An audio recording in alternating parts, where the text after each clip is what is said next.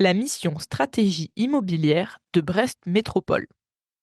Nos collectivités connaissent-elles vraiment le patrimoine qui est le leur? Entre gestion en silo, sous-occupation des lieux et sous-estimation des coûts d'investissement et de gestion, les stratégies immobilières publiques sont parfois fragmentées et pas toujours adaptées aux besoins actuels et futurs des territoires.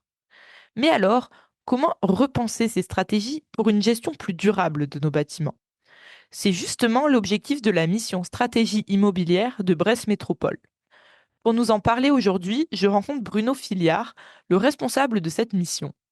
Lors de cet échange, Bruno m'explique en quoi consiste la mission stratégie immobilière, quelle méthodologie ils ont mis en place, mais aussi pourquoi il est nécessaire pour Brest Métropole de mieux connaître son patrimoine pour pouvoir adapter sa stratégie immobilière. Je suis Camille Tabar, urbaniste à Dixit.net. Bienvenue sur notre podcast qui donne la parole à celles et ceux qui font la ville. Abonnez-vous à notre newsletter et retrouvez toutes nos publications sur dixit.net. Et bonne écoute. Une ville en pleine expansion. Les transitions à mener s'accumulent, l'énergie, l'agriculture, les mobilités. Monsieur l'administrateur délégué, vous êtes chargé de l'attribution et de la répartition des logements. Comment la situation se présente-t-elle? C'est une contribution au débat sur l'artificialisation des sols et les questions d'étalement urbain. On a privilégié la machine, la matière et l'énergie par rapport à l'être humain. C'est pour ça qu'on ne recycle pas bien les téléphones. And then perhaps the defining trend of the 21st century is population growth. On a une responsabilité sur l'épuisement des ressources et une responsabilité sur la perte de biodiversité. Chaque échec va permettre la prochaine fois de faire mieux et chaque échec est autant instructif qu'un succès. Des projets d'urbanisme qui sont indispensables du fait d'une circulation toujours plus intense. Ce plan est un plan que le public notait peut venir voir. Il s'agit du plan de sauvegarde, non? Si on est une grande part du problème, on est forcément une grande part de la solution. On va peut-être couler moins de béton et miser plus sur l'intelligence et finalement changer de matière grise.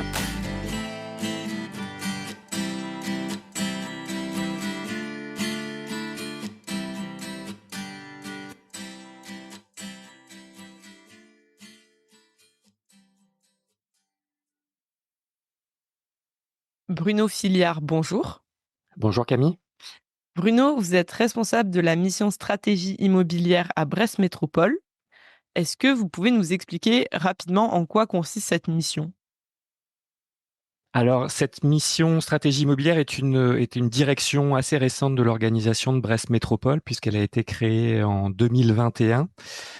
C'est une équipe de 7 personnes qui s'occupe de piloter la démarche d'élaboration des stratégies immobilières de la ville de Brest et de Brest Métropole sur son patrimoine immobilier public, c'est-à-dire l'ensemble du patrimoine qui accueille les services publics des 2 collectivités. D'accord. Et donc les objectifs, c'est uniquement, vous travaillez uniquement sur les SDI ou vous avez d'autres missions? Alors, dans nos missions, en fait, pour pouvoir piloter cette démarche d'élaboration des stratégies, on a aussi pour mission de centraliser les données sur le patrimoine immobilier public. Quelque part, toutes les données qui peuvent être disponibles au sein d'une organisation comme celle de Brest Métropole, on parle de données financières, énergétiques, d'adéquation à l'usage, technique. Et donc, de fait, pour pouvoir avancer sur notre mission d'élaboration des stratégies, il faut qu'on donne des représentations du patrimoine immobilier. Et pour cela, on a un gros boulot de centralisation de ces données patrimoniales pour objectiver l'état des lieux du patrimoine et mieux se projeter sur l'avenir, puisque la démarche qu'on porte, elle est prospective. C'est quelle évolution pour le patrimoine immobilier public de demain, et on se projette à 2040. D'accord. Et vous avez mentionné au début que donc c'est une mission récente, elle a commencé il y a 3 ans. Pourquoi c'était important pour la métropole de Brest de monter cette démarche? Pourquoi ils ont décidé à ce moment-là de commencer ce travail? Alors, d'une part, le patrimoine immobilier public de Brest Métropole, c'est un patrimoine d'ampleur. Il y a environ 900 000 mètres carrés de surface de plancher de ce patrimoine immobilier public.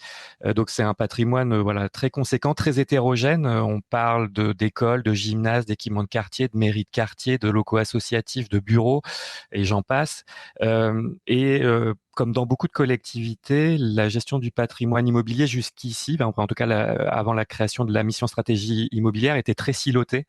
On a des directions qui portent des politiques publiques, la direction de l'éducation qui travaille sur les écoles notamment, la culture, les sports, et chacun avait sa propre méthode de réflexion sur son patrimoine immobilier. Et quelque part, il y avait une vraie difficulté au niveau de l'exécutif de la collectivité, on parle des élus, mais aussi de la direction générale, à avoir une vision complètement transversale du patrimoine immobilier. Et le déclencheur a été un petit peu ça, cette difficulté à rendre compte de l'ampleur du patrimoine, de sa diversité, à l'aide d'outils communs et qui permettent de mieux orienter les investissements sur le patrimoine immobilier public. Oui, et donc du coup, ça a permis de prendre conscience de l'ampleur du patrimoine, parce que 900 000 mètres carrés, c'est ça, c'est quand même énorme. Oui, ouais, c'est énorme. Ça se répartit en plus à peu près moitié-moitié pour, je dirais, les compétences de la ville.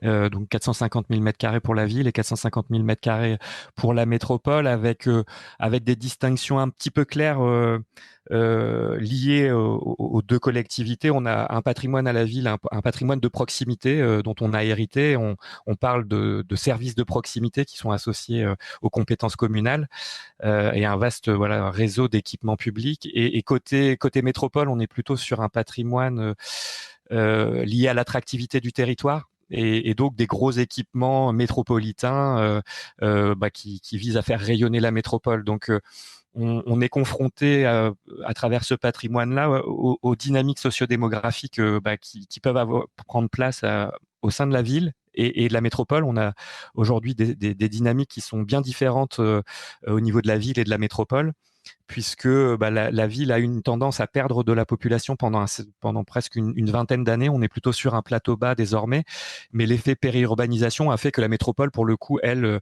a largement aussi grandi. Et donc, on a aussi ces différences de contexte qui font que dans le travail qu'on opère, si les services de la ville et de la métropole sont mutualisés, on est obligé d'avoir deux casquettes quelque part dans l'élaboration des stratégies et distinguer cette dynamique de proximité, ces sujets de proximité côté ville et ces sujets d'attractivité côté métropole. Et donc c'est un vaste travail qui a démarré, puisque donc il y a d'une part un patrimoine qui est très important, vous l'avez dit, en plus qui est hétérogène, et donc cette double dynamique métropole-ville. Quelle méthodologie vous avez mis en place du coup pour essayer d'atteindre vos objectifs? Alors, ce qu'on a commencé par faire, c'est mobiliser l'exécutif sur le sujet.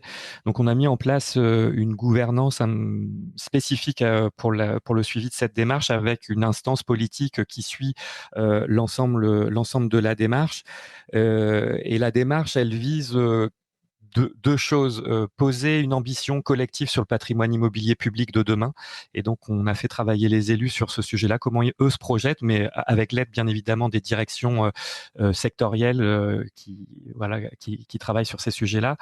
Et puis, comment on traduit cette ambition politique sur le patrimoine immobilier public de demain de façon très technique, calendaire et financière. Qu'est-ce que ça signifie? Et donc, pour ce faire, on a assez classiquement réalisé des états des lieux sur le patrimoine immobilier des deux collectivités. Les états des lieux sont d'ordre technique sur l'état de vétusté, mais c'est aussi les sujets d'adéquation à l'usage. C'est aussi le sujet des consommations énergétiques en lien avec des réglementations qui nous demandent de réduire les consommations d'énergie à l'horizon 2030, 2040 et 2050. Et donc, on fait ce travail d'état des lieux qui nous a permis aussi d'essayer de se projeter, en gros, à partir de cet état des lieux et d'où on part sur notre patrimoine immobilier. On a fait un travail d'estimation de tout ce qu'il faudrait faire sur ce patrimoine-là d'ici à 2040, si on restait dans sa configuration actuelle. Et on a assez rapidement montré qu'on avait face à nous des murs d'investissement qui s'expliquent en partie par des sous-investissements qui n'ont pas été portés sur le patrimoine immobilier public et qu'il conviendrait de rattraper. Donc en fait, on se retrouve avec un patrimoine spécifique en plus celui de Brest de la reconstruction. Voilà, c'est un patrimoine qui a été une ville qui a été complètement détruite. Donc le patrimoine est de la même époque, d'après-guerre. Tout ce patrimoine-là a à peu près le même âge, le même état de vétusté. Et par ailleurs, on nous demande de opérer la transition ou les transitions de ce patrimoine-là, et dans des logiques et dans des contextes plutôt d'austérité budgétaire que les uns et les autres peuvent connaître. Et donc voilà, quand on montre un petit peu ces murs d'investissement, on a réussi à interpeller assez rapidement les élus sur cette difficile équation entre voilà, le contexte d'où on part, l'ambition qu'ils souhaiteraient avoir, et dans les ambitions qui ont été exprimées, c'est bien évidemment un patrimoine et des bâtiments à haute qualité environnementale, avec des énergies renouvelables, des ruches de vie occupées au juste niveau. Donc ils ont fait cette expression-là. Et en fait, on se rend compte qu'en fait, pour passer de l'état actuel du patrimoine à celui qui est projeté, il va falloir actionner un certain nombre de leviers pour ce faire. Et là, on parle de leviers tout simplement liés à nos obligations de maître d'ouvrage public, en majeure partie propriété de notre patrimoine. C'est celui d'entretenir correctement notre patrimoine et de faire le juste gros entretien renouvellement. Mais c'est aussi faire des opérations de rénovation globale quand tous les indicateurs des éléments de diagnostic techniques, d'usage ou énergétiques sont tous au rouge. Il faudrait faire plutôt de la rénovation globale. Et puis, nous, on en est convaincus aussi. Il y a le sujet aussi de la sobriété immobilière qui est un levier de taille. On est à peu près convaincu que sans actionner ce dernier levier, c'est-à-dire réduire l'ampleur du patrimoine, tout en conservant le même niveau de service public rendu. Ça, c'est aussi une commande de l'exécutif de la collectivité. Comment on peut optimiser ce patrimoine-là pour avoir le budget pour entretenir et pérenniser les services publics rendus.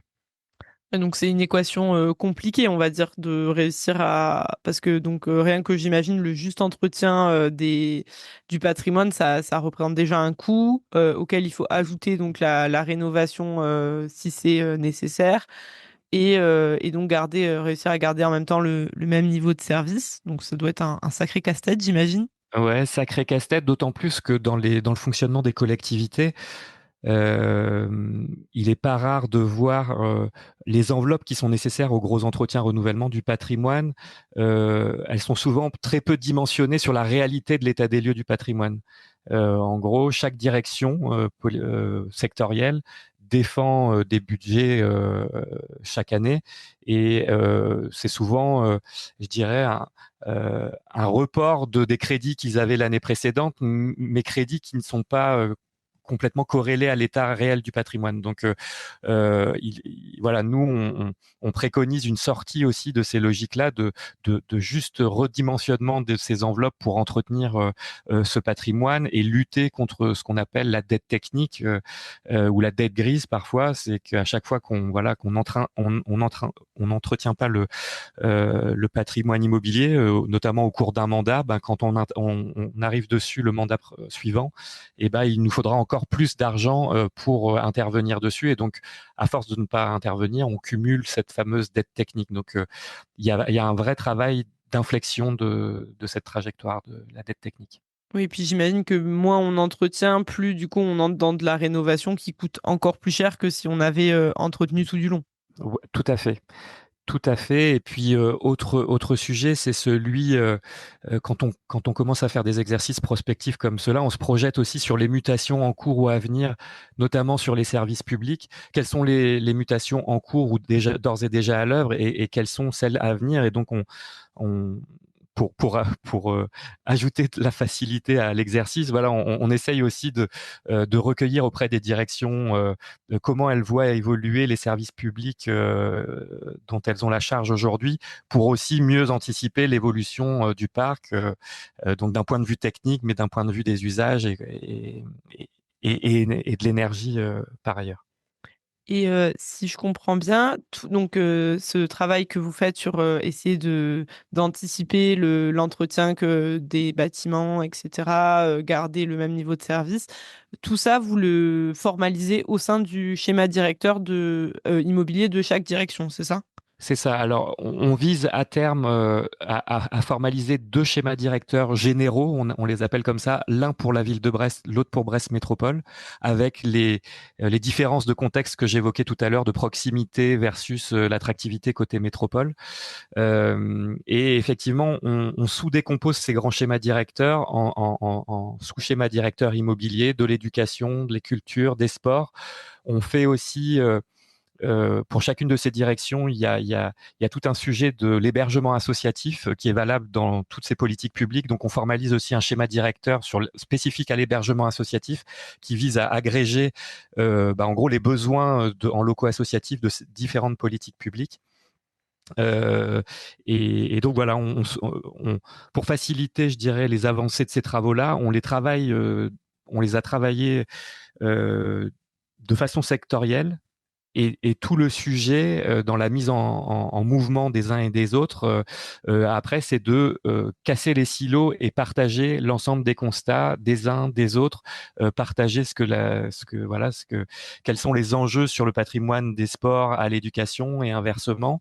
Et c'est à la fois valable au niveau administratif et technique au sein des services, mais c'est aussi valable au sein de l'exécutif et des politiques, c'est-à-dire que en règle générale, un élu délégué à l'éducation, il a très peu de visibilité et de vision sur ce qui se passe chez son collègue des sports ou de la culture. Et ce qui a amené jusqu'ici aussi à la défense de projets sectoriels les uns contre les autres presque, au lieu d'essayer aussi d'avoir une vision plus globale, plus transversale pour mieux décider tous ensemble.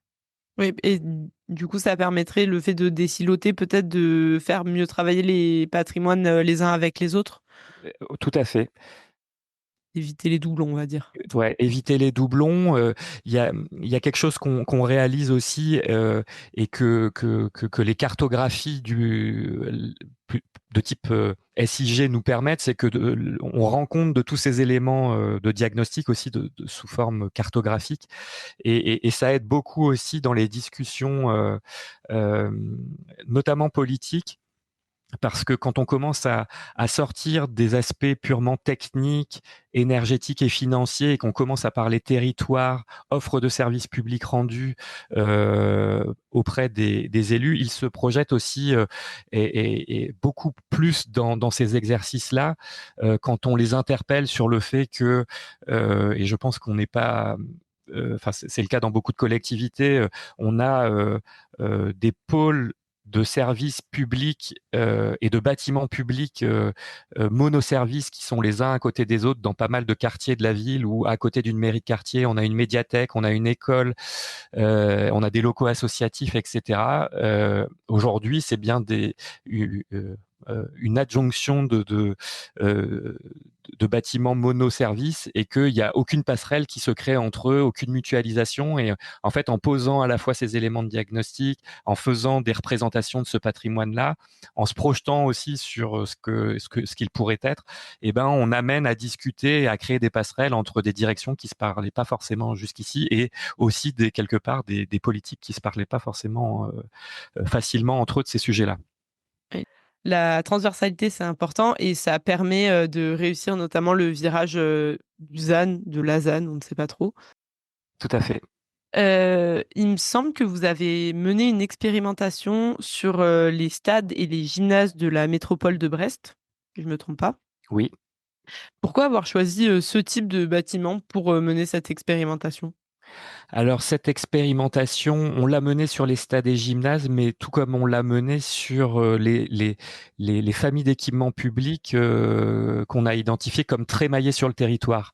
Donc, effectivement, on a commencé par les stades et gymnases parce qu'en tout cas, il y avait une sensibilité, on va dire, politique un peu moindre. Mais en fait, ce travail qu'on a fait sur les gymnases, on l'a dupliqué sur les écoles, sur les mairies de quartier, sur les équipements de quartier, sur les les crèches. Il nous a amené à questionner les élus sur leur ambition pour le patrimoine immobilier des équipements sportifs. Et à travers ça, nous, on a posé l'ensemble des éléments d'état des lieux, à quoi servent nos gymnases, quelle est la pratique sportive, avant même de se questionner sur... on a complété, je dirais, les diagnostics techniques d'adéquation à l'usage avec ce sujet de c'est quoi la pratique sportive aujourd'hui, quelle est la dynamique sportive au sein sur un territoire comme celui de la ville de Brest. Et à l'aide de la récupération de données dans un logiciel qui est utilisé par notre direction des sports sur la réservation des créneaux chaque année par les associations ou les écoles. On a pu rendre compte un peu des diverses pratiques sportives et être un petit peu interpellé sur un certain nombre de pratiques qui étaient qui prenaient place dans des gymnases avec des hauteurs sous plafond notamment, et on trouvait que il y avait sans doute des pratiques sportives qui pourraient trouver place dans d'autres biens immobiliers de notre collectivité, notamment dans des salles de motricité ou dans des salles polyvalentes d'équipement de quartier. Mais sauf que ces passerelles ne se faisant pas, et je dirais ce qu'on évoquait tout à l'heure, le fonctionnement très siloté au sein de l'organisation faisait que ces passerelles n'étaient pas possibles. Enfin, possibles, c'est pas qu'elles n'étaient pas possibles, mais c'était qu'elles étaient les directions ne parlaient pas entre elles. Donc, pour compléter sur l'évolution de la pratique sportive, il y a autre chose aussi qui nous a interpellés en se questionnant sur les mutations en cours ou à l'œuvre sur la pratique sportive. C'est le fait que les habitants plébiscitent de plus en plus de la pratique sportive libre et d'extérieur. Et quand on commence à poser ça, on commence aussi à s'interroger sur quel est le bon dispositif ou le bon lieu pour pratiquer du sport. Et peut-être que du coup, l'aménagement du territoire, en tout cas les espaces extérieurs d'une ville, peuvent être le bon lieu aussi pour pratiquer un certain nombre de sports. Et c'est ce qui a permis notamment à l'élu au sport, quand on lui a exposé tous ces éléments-là, d'effectivement de poser une orientation que sur le patrimoine immobilier public des sports et sur la dynamique sportive, peut-être que il y avait aussi un enjeu à inclure cette pratique sportive dans l'aménagement urbain, et que ça, c'était peut-être une alternative aussi au tout gymnase quelque part, et donc ça re-questionne aussi l'ampleur de notre patrimoine, ce qui ouvre des pistes peut-être à éventuellement réduire notre patrimoine pour mieux entretenir celui qui resterait, et avancer comme ça sur des pistes notamment possibles d'optimisation. À vous écouter, en fait, j'ai l'impression que ça vous a permis de faire le constat de sortir la pratique sportive du gymnase, en fait. Enfin, de se rendre compte qu'il y avait d'autres lieux qui étaient adaptés ou qui pouvaient être adaptés à certaines pratiques. C'est ça. En fait, ce qu'on a essayé de poser, c'est un peu les fondamentaux. En gros, quels sont les besoins des usagers ou des habitants, qu'est-ce qu'ils ont besoin de faire, et après on s'interroge sur c'est quoi la réponse bâtimentaire pour ce faire. Et quand on commence à avoir des réflexions comme ça, à la fois sur les gymnases, mais sur les écoles, les mairies de quartier, en fait on se rend vite compte que les solutions qu'on propose ou qui sont aujourd'hui en place d'un point de vue immobilier, c'est peut-être pas la seule façon d'y répondre, et qu'on a des pistes effectivement de mutualisation et d'optimisation de ce patrimoine-là. Et est-ce que vous êtes intéressé aussi, quand vous avez commencé ces diagnostics, on va dire, est-ce que vous êtes intéressé à la question de l'occupation des lieux? C'est-à-dire, est-ce que le lieu il était très occupé, peu occupé? Oui, on s'y est intéressé. Il s'avère que les données spécifiques à l'occupation réelle est très peu disponible au sein de notre collectivité, mais je pense que c'est beaucoup comme ça aussi dans les collectivités. On a, je l'évoquais tout à l'heure, notamment sur les sports, parfois la chance d'avoir accès à de la donnée issue de logiciels qui permettent de faire des réservations, et donc là on avait exploité et et on était rentré en spéléologie dans l'exploitation de ces données-là pour essayer de rendre compte, et personne n'avait fait ce travail-là un peu pour donner à voir les pratiques sportives, qui étaient les principaux occupants, les grandes associations. On se rendait compte aussi que il y avait les lycées et donc la région, enfin quelque part la région qui utilisait nos gymnases. Il y avait aussi le département avec les collèges. Il y a la base navale qui est fortement implantée sur Brest, qui utilise en partie nos gymnases. Et donc voilà, ça nous a permis de mieux caractériser cet usage.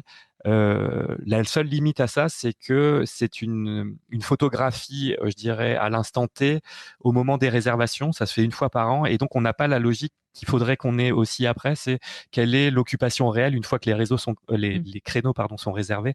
Quelle est l'occupation réelle de ce patrimoine pour je pense l'optimiser d'autant plus, quoi. Donc nous, ce qu'on montre à travers notre démarche, c'est que le levier de la sobriété foncière ou immobilière est un enjeu de taille, et que pour ce faire, il va falloir qu'on mette en place des pratiques de meilleure connaissance de nos usages. Et que voilà, ça va être quelque part une action nécessaire et qui sera valable sur toutes les politiques publiques qu'on mène. Et là, en vous écoutant, je me posais la question, parce que vous parlez du travail que vous avez mené avec les élus, vous avez parlé aussi des autres acteurs publics qui peuvent être amenés à utiliser votre patrimoine, etc. Est-ce que du coup, en menant cette démarche, en rencontrant les différents acteurs du territoire, etc., vous avez rencontré des freins, des obstacles, ou ça peut être des obstacles, il vous manque des données, ce genre de choses? Alors, quand on commence à identifier que dans les solutions pour accueillir tel ou tel service public ou telle pratique, et qu'en fait on est un réseau d'acteurs institutionnels sur le territoire qui pourraient potentiellement y répondre. En fait, tous ces acteurs-là, j'ai l'impression, se posent un peu la même question. Alors, nous, pour essayer d'avancer sur ce sujet-là, on a créé une coalition des grands gestionnaires de patrimoine immobilier du territoire. On l'a fait dans le cadre du plan climat, air, énergie territorial. On a un projet qui vise à mobiliser des acteurs qui ont un intérêt commun à réfléchir sur une thématique, à se mettre ensemble et à discuter en faveur des transitions, notamment énergétiques et environnementales. Et donc aujourd'hui, on a formalisé cette coalition avec les services de l'armée fortement impliqués, avec un patrimoine énorme sur Brest, avec le CHU, avec l'université, avec notre bailleur social qui est Brest Métropole Habitat, et on a aussi même un acteur privé qui est la banque Arkea, dont son siège est situé sur une des communes de la métropole. Et donc en faisant ça, on s'est à la fois rendu compte qu'on avait parfois les mêmes interrogations et un peu les mêmes contraintes sur nos patrimoines, même s'ils sont pas du tout de la même typologie, mais que dans les pistes à essayer de trouver, on avait un enjeu à partager notre connaissance du patrimoine et potentiellement trouver des pistes chez les uns et chez les autres. Et c'est des premières pierres qu'on a commencé à poser. Pareil, cette coalition, elle existe depuis 1 an. Et voilà, c'est une mise en mouvement longue qui est à la fois nécessaire au sein même de l'organisation de Brest Métropole, à tous les niveaux techniques, administratifs et politiques, et y compris de la direction générale, et puis aussi du réseau institutionnel qui compose le territoire. Et la question qu'on aime bien poser, c'est si vous deviez refaire cette mission, enfin repartir de zéro, est-ce qu'il y a des choses que vous feriez différemment? Probablement. Alors probablement et probablement pas. C'est-à-dire que sur un certain nombre de points, je dirais commencer ce type de démarche par un état des lieux. Ça, voilà, ça c'est assez classique. Donc, enfin, on n'y coupe pas. Par contre, ce qu'on aurait sans doute renforcé.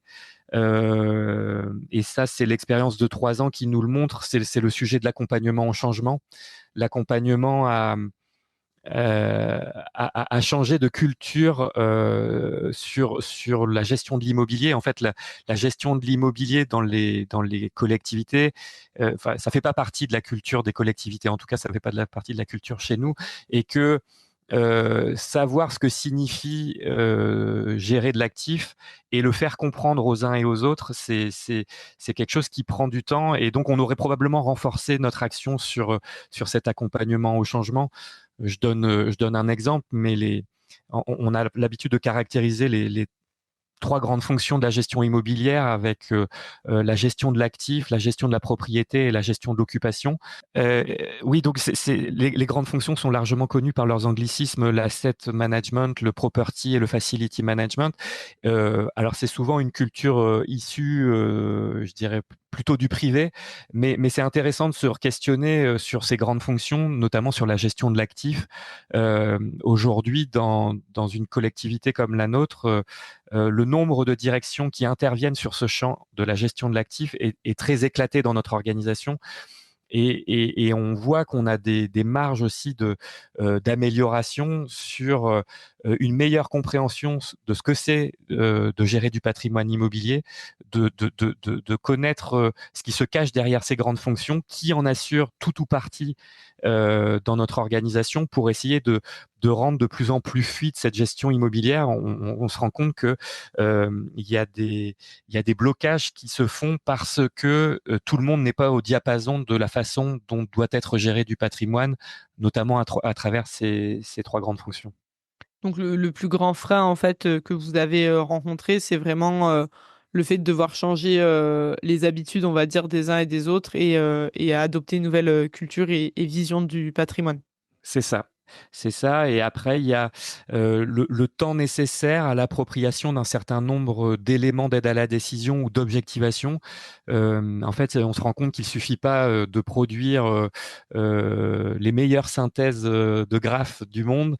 On les présente, et puis après, on voit bien qu'il y a un temps d'appropriation, un temps où il faut laisser décanter, que les gens se l'approprient, pour que après, petit à petit, on ait des évolutions, notamment dans les discours. On voit que dans le travail qu'on a mené, dans les comités budgétaires qui préparent les budgets de l'année suivante dans les collectivités, il est beaucoup moins rare aujourd'hui d'entendre parler de dette technique, de défense des enveloppes de gros entretiens renouvellement.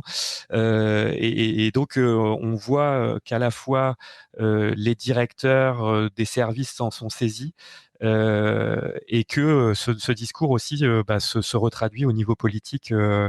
Et voilà, donc il y a un vrai temps aussi d'appropriation et d'intégration, voilà, dans des collectivités. Alors je l'ai pas précisé au début, mais Brest Métropole, c'est 3500 agents, donc on est sur des grosses collectivités qui avec une diversité de directions et d'acteurs qui font que voilà, tout ça met aussi beaucoup de temps. Oui, c'est vrai que 3500 personnes qui doivent changer de vision, c'est long, mais ça finit par payer, d'après ce que vous avez l'air de dire. Ouais, on n'est pas au bout, mais voilà, en tout cas, on avance, il me semble, dans le bon sens pour une gestion plus durable de notre patrimoine immobilier, et à des fins de quelque part de répondre au mieux aux services publics qui sont à rendre sur le territoire, quoi. Merci pour toutes ces informations, et puis j'ai une note positive à la fin. Avant de se quitter, on aime bien finir notre podcast par demander une recommandation lecture à notre invité. Il me semble que vous en avez une. Ouais, j'en ai une. Alors, j'ai tapé dans les romans d'anticipation. Je trouve que c'est toujours important. Enfin, souvent on manque un peu de livres qui nous font un peu voyager ou voir une meilleure facette de notre monde qui est assez complexe. Et donc le livre en question, il s'appelle Voyage en misarchie.